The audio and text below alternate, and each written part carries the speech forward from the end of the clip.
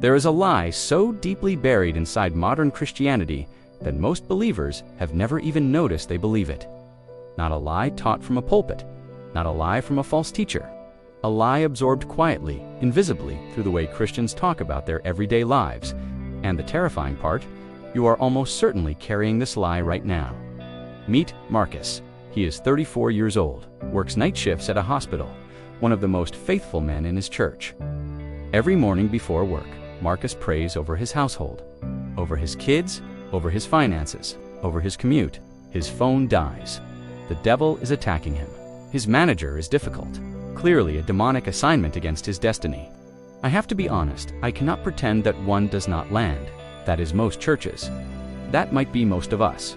But here's the thing I want you to sit with as we go through this together. If the devil is personally managing Marcus's commute in Lagos simultaneously while attacking somebody's marriage in London, whispering into somebody's mind in Texas, ruining somebody's business in Seoul, what exactly is that ability called? I want you to hold that question, because the answer to it is going to reshape everything you thought you understood about spiritual warfare. And we are not going to rush to it, because when you finally see what it means, truly see it, it is going to hit differently if you arrive there yourself. So here is where we are going today. We are going to track down the actual origin of the word Lucifer, and what we find there is one of the most fascinating historical detective stories in all of biblical scholarship. We are going to look at what Job, Peter, and Jesus himself reveal about how the devil actually moves, and the numbers in that section alone are going to make you question everything. We are going to map out the full architecture of what Paul describes in Ephesians 6, a hierarchy so sophisticated it makes one being appear to be everywhere at once. And then right at the end, we are going to look in a mirror that most churches never hold up. And that part is the one I want you to stay for, because it is the part that actually changes things. Let us start with something most people think they already know. The word Lucifer, the name of the devil, the angelic name God gave him before the fall. Except, that is not what it is. Here is a fact that will change how you read your Bible from this moment forward. The word Lucifer does not appear even once in the original Hebrew text of the Old Testament. Not in Genesis, not in Ezekiel, not in Isaiah, not anywhere. It was put there by a translator, and then it was kept there by a translation committee that made one editorial decision in 1611 that nobody has questioned since. Let me take you back to where this actually starts. Isaiah chapter 14, verse 12. In the original Hebrew, the phrase used is Hello Ben Shahar, Shining One, Son of the Dawn. It is a reference to the planet Venus, the morning star, the one that blazes brilliantly in the sky before sunrise, and then vanishes completely when the sun rises above it. Isaiah was writing a taunt. He was mocking the king of Babylon. You think you are the most brilliant thing in the sky. The sun is coming, and when it does, nobody will remember you even existed. It is devastating. It is poetry. And it was written about a human king. So how did we get from a Hebrew astronomical metaphor about the king of Babylon to the proper name of the Prince of Darkness? This is where it gets interesting.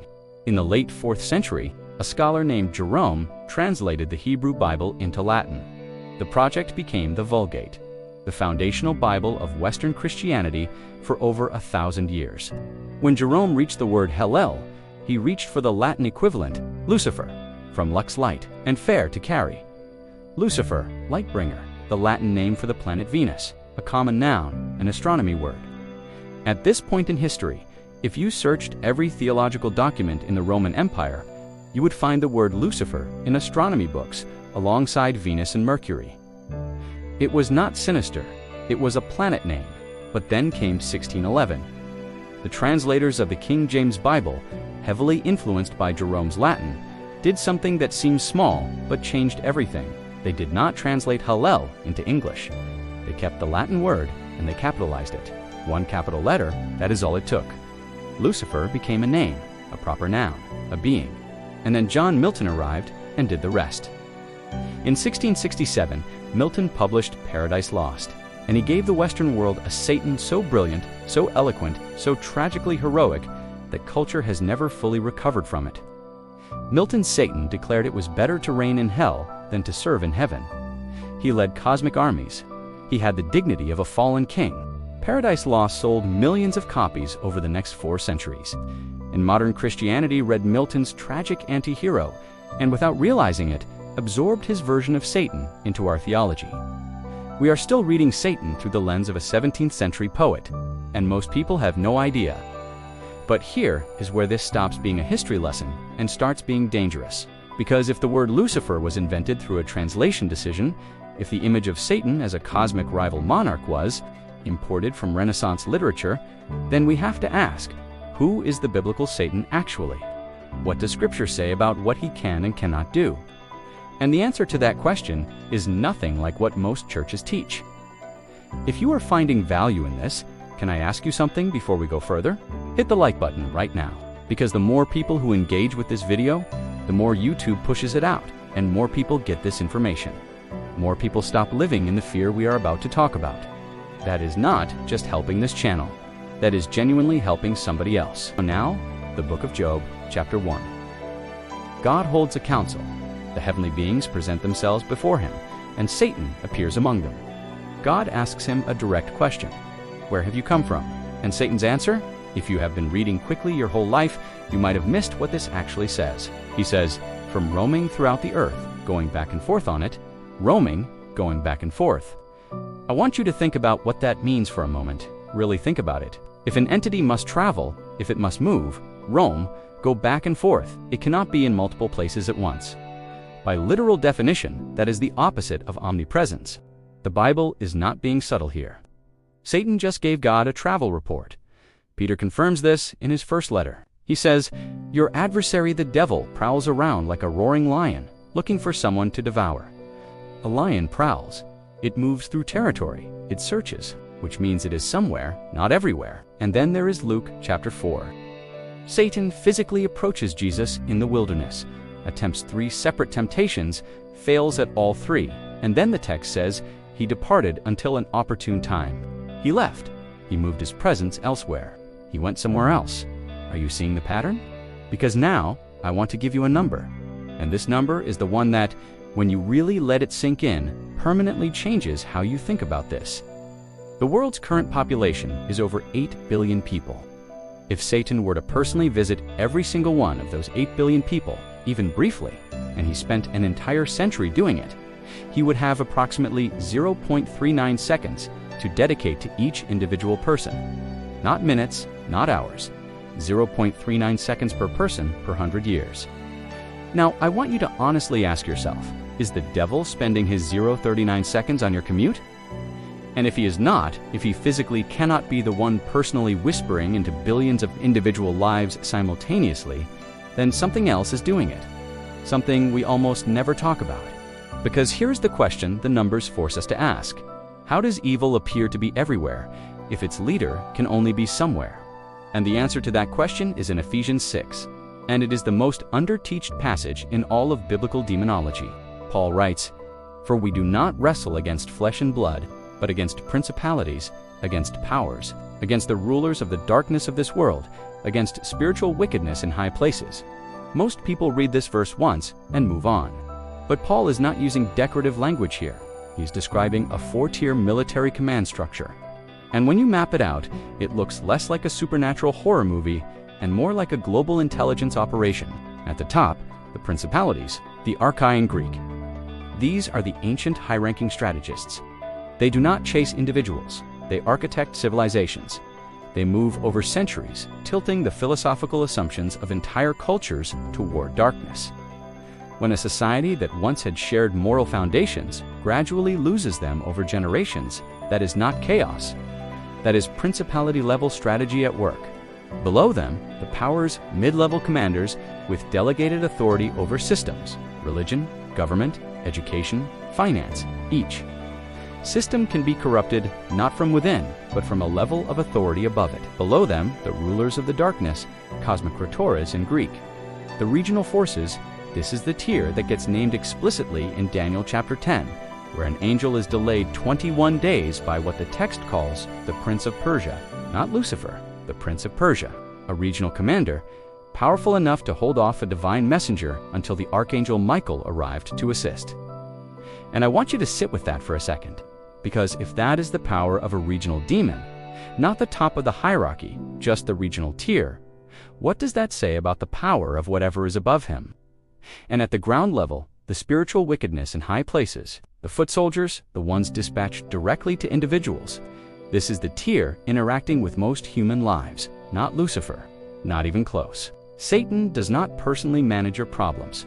He has a hierarchy for that, one so efficient, so coordinated, and so ancient that it generates a perfect illusion of omnipresence. Now, Thomas Aquinas wrote something in the 13th century that I want you to hear, because it answers a question most people are afraid to ask. Can the devil read my mind? Aquinas said no. Unequivocally, the inner sanctum of the human soul is accessible to its creator alone. But here is the terrifying alternative. Demons do not need to read your mind. They have been watching human behavior since the beginning of recorded history. They have observed every generational weakness, every emotional trigger pattern, every door left open across centuries of family history. They do not need to know your thoughts, they need to know your history, and they have had a very, very long time to study it. When a temptation arrives at exactly your most vulnerable moment, it is not because an omniscient devil breached your soul. It is because a highly experienced observer calculated the precise moment to strike based on everything you have already shown them. The difference between a mind reader and a master detective is one of method, not result. Both know exactly where to find you. If you want to go further than this video does, the full research document we use to build this, all the sources, the theology, the history, the psychology, all organized and ready for you, we dropped it for free right now on our Patreon and our Buy Me a Coffee page. Links are in the description. Take it, use it, go deeper. And if you want to support what we do here so we can keep making content at this level, that is the place to do it. And before I get to the part of this video that is the most uncomfortable, and I promise it is the most important, I need to ask you something. Would you want an entire video dedicated to just this hierarchy? The full architecture, the historical classifications, the biblical evidence, tier by tier. Drop a comment saying hierarchy, and I will know that is the next deep dive. Because we have barely scratched the surface of what Ephesians 6 is actually describing. Now, the uncomfortable part? I have been hinting at it throughout this whole video, and I want to approach it carefully, because this is not about attacking anyone. It is about something that took me a long time to be willing to look at in myself. James chapter 1, verses 13 and 14. Let no one say when they are tempted, I am being tempted by God. Each person is tempted when they are dragged away by their own evil desire and enticed. Paul, in Galatians 5, lists the acts of the flesh, and he does not call them the acts of the devil. Sexual immorality, jealousy, fits of rage, selfish ambition, dissensions, the flesh. There is a third source of temptation, one that does not require the hierarchy, does not require any demonic intervention at all, and it is us, our own desires, the broken, ego-driven, fear-shaped nature that runs underneath every human life. And here is the uncomfortable truth. An omnipresent devil gives us the perfect escape hatch from having to look at that by externalizing all moral failure onto an invisible, supernatural enemy. We protect our ego from the one thing that could actually produce change in us, the recognition of our own capacity for self-destruction. The phrase, "the devil made me do it," is one of the oldest psychological defense mechanisms in human history. It is what keeps us from sitting in the discomfort of, this is me, this failure, this pattern, this recurring thing that is coming from somewhere inside me that I have not been willing to face yet. Now, and I want to be careful here, because this is not black and white. I am not saying spiritual warfare is not real. I am not saying that no mental or emotional struggle has a spiritual dimension. The Bible clearly shows that human choices can open doors, that consistent patterns of sin, that deliberate pursuit of darkness, can provide spiritual footholds that go beyond just personal flesh. That is in the text. But here is what I am saying. The first question we should ask is not what demon is causing this. The first question should be, what door did I leave open? What choice did I make? What am I not taking responsibility for? Because the church's tendency to diagnose first and reflect second has caused real damage to real people. And an inflated theology of an omnipresent devil makes that worse. If you protected your ego by giving all the credit for your failures to an invisible cosmic enemy, you did not grow. You just found a cleaner explanation for staying stuck. And here is what I believe, after everything I have read, every source I went through, every layer of this that I had to sit with. Satan is real. The hierarchy is real. The war is real. But Martin Luther, the man who nailed 95 theses to a church door and refused to recant before an empire, said the most theologically precise sentence about this that I have ever read. Even the devil is God's devil, not a rival. A creature, not a monarch. A being operating on a leash. A long one, yes, but a leash held by the only one in this story who is actually omnipresent. Satan must ask permission. He did it in Job. Jesus told Peter that Satan had asked to sift him as wheat had to ask. And in the temptation of Christ, after 3 failures, he departed. He left. And the cross, not Milton's rebel general, not Jerome's astronomy word made into a name, but the cross is where his primary weapon was permanently disarmed. Colossians chapter 2 says Christ publicly shamed the principalities and powers, the legal accusation of human sin, which was Satan's most devastating weapon, was nailed to the cross with Jesus. The devil is not your equal. He is not your rival. He is a defeated creature with a delegated hierarchy, running an operation that requires billions of subordinates because he cannot be where God is. Everywhere. Right-sizing the devil is not minimizing the spiritual war. It is winning it correctly. If this video cracked something open for you, I have another one linked right here that goes even further.